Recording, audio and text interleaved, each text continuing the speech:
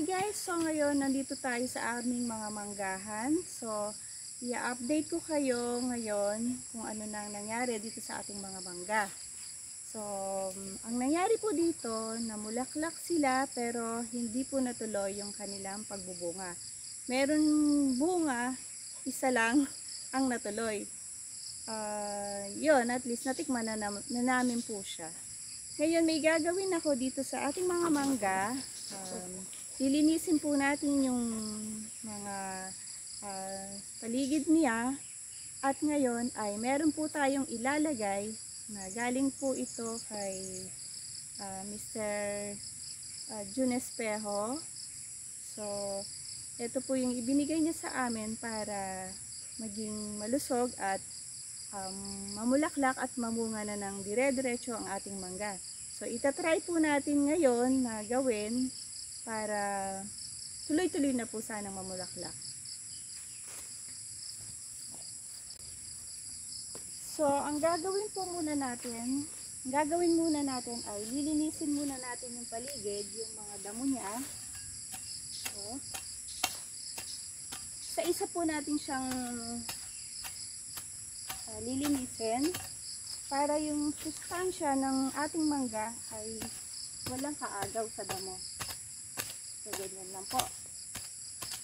Linisin muna at alisin muna natin po yung mga damo. Gamit ko po ay piko. Medyo madikit lang yung mga damo. Sabi ko ang aking mabait na aso.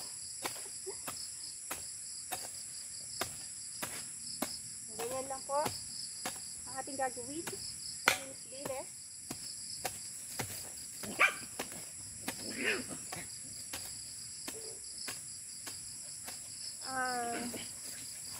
Yung kaninang pinakita ko ay mga aabot ng mga 25 mangoes lang, puno ng mangga. Lalagyan niya. Ipapakita ko sa inyo kung paano ang pagtitimpla mamaya po. Pero sa ngayon, lilinisin muna natin lahat ng mga mangga na yan. Kailangan na maglagay tayo ng palibot na paglalagyan po nung yung pong liquid. Ayan.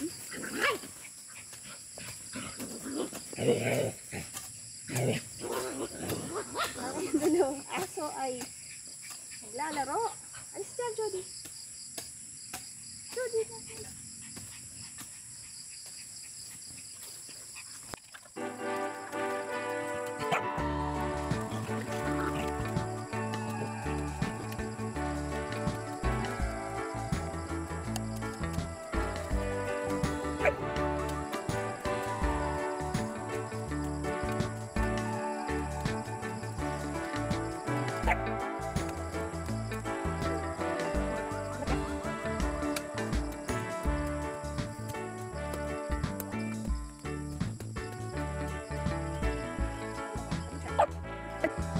so ayan po yung ginawa ko.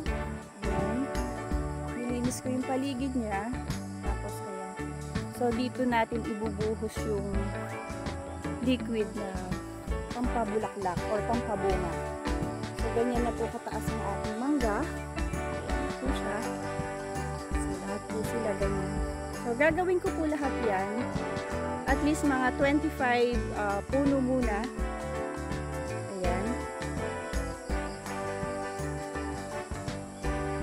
Umpisahan ko pa po.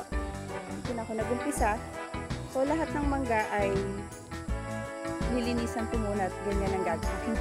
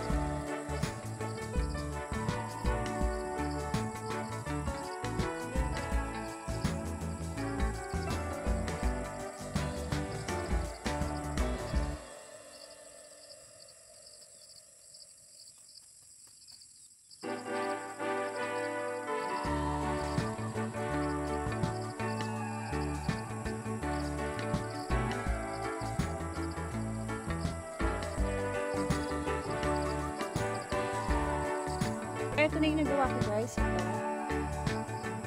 So, yan.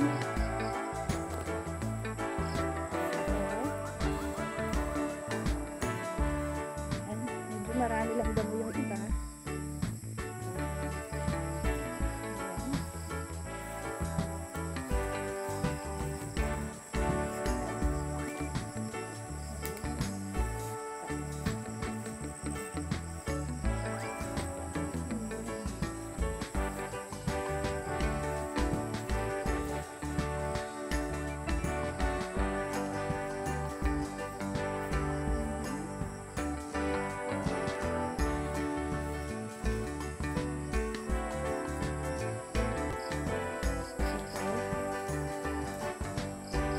Yung iba, marami pa guys. So, marami pa akong gagawin. Abangan nyo na lang. So, ngayon dito na ako sa pahaba. Tapos ko na yun. Ito. Tapos, yun. Doon naman ako. Tapusin ko siya pahabang gano'n. Panoorin nyo ako.